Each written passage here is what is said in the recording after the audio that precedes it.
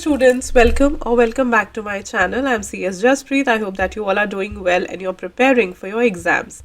So 2 दिन पहले मैंने न्यू सिलेबस के लिए वीडियो पोस्ट की थी जिसके लिए some students were bashing me in the comment section. See as a mentor I have to lend help to both of the types of students, जो न्यू सिलेबस में है वो भी और जो ओल्ड सिलेबस में है वो भी.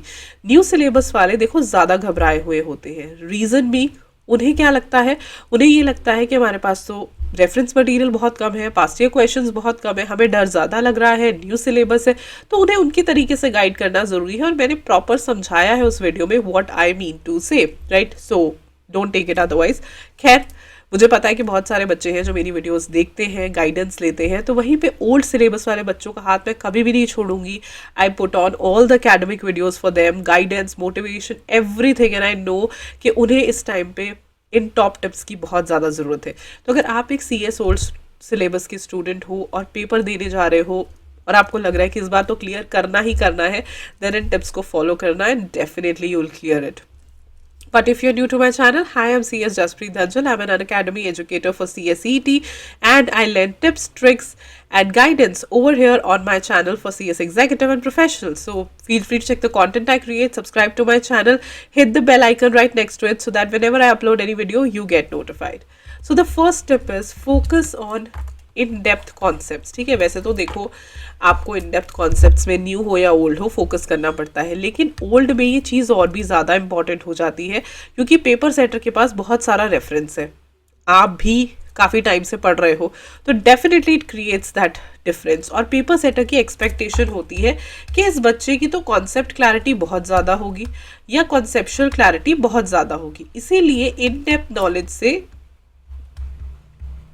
क्वेश्चंस पूछे जाने के चांसेस काफ़ी ज़्यादा होते हैं, राइट. सो कंसेप्चुअल क्लैरिटी यहाँ पे एक बहुत बड़ा रोल प्ले करती है which is very very important. Now you can't go like, जैसे न्यू सिलेबस में हम कहते हैं चलो यार अगर तुमने एक बार समझ लिया ना टॉपिक आप आंसर दे सकते हो. ओल्ड सिलेबस में ऐसा नहीं होगा क्योंकि ओल्ड सिलेबस में वो सीधी टाइप से क्वेश्चन पूछेंगे नहीं, वो आड़े टेढ़े क्वेश्चन पूछेंगे. तो इसीलिए इन डेप्थ क्लैरिटी बहुत ज़रूरी है कि ऐसा ना हो कि वैसा क्वेश्चन आया तो मैं कैसे आंसर करूँगा. So conceptual clarity is very very very important and that too in depth, कि कोई भी किसी भी तरीके का क्वेश्चन पूछा जाए आई कैन आंसर इट, ऐसा आप में जो है कॉन्फिडेंस होना चाहिए, राइट.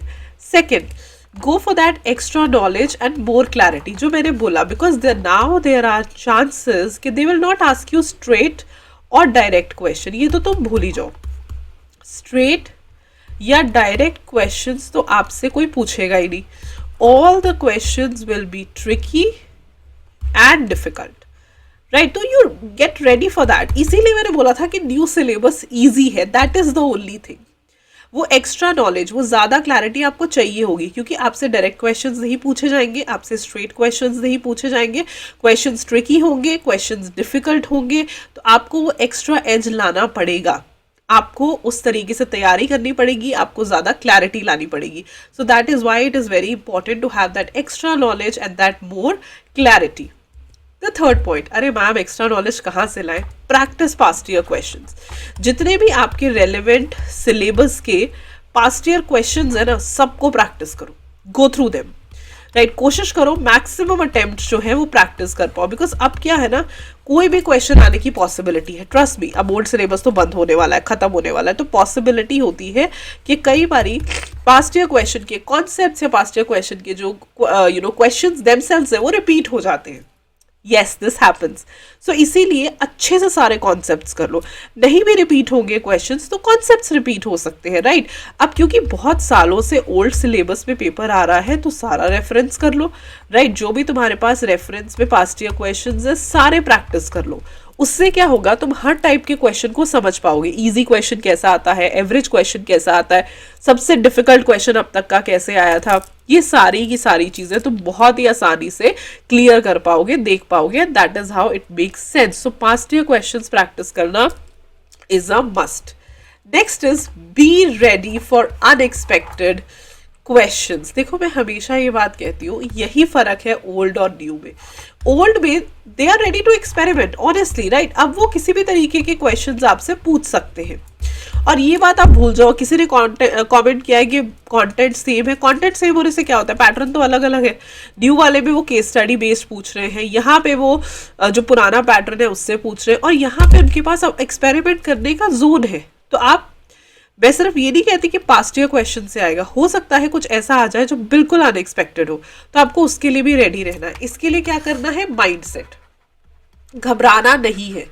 हो सकता है एक आधा क्वेश्चन अनएक्सपेक्टेड हो, तो कोई बात नहीं, उसको आप चॉइस में छोड़ सकते हो, या उसके आंसर्स के लिए आप मेंटली रेडी रह सकते हो। लेकिन प्लीज डोंट बिलीव कि ओल्ड सिलेबस है तो इजी पेपर आएगा, देखा हुआ पेपर आएगा, या जैसे मैंने आपको बोला, मतलब देयर कुड बी चांसेस कि कॉन्सेप्ट्स रिपीट हो जाए, and there could be chances कि बिल्कुल अनएक्सपेक्टेड कुछ आ जाए, अनएक्सपेक्टेड क्वेश्चंस आ जाए, अनएक्सपेक्टेड कुछ भी पूछा जा सकता है। So be ready for that, always and always be ready for the same, for the unexpected questions. And the last is don't expect any leniency.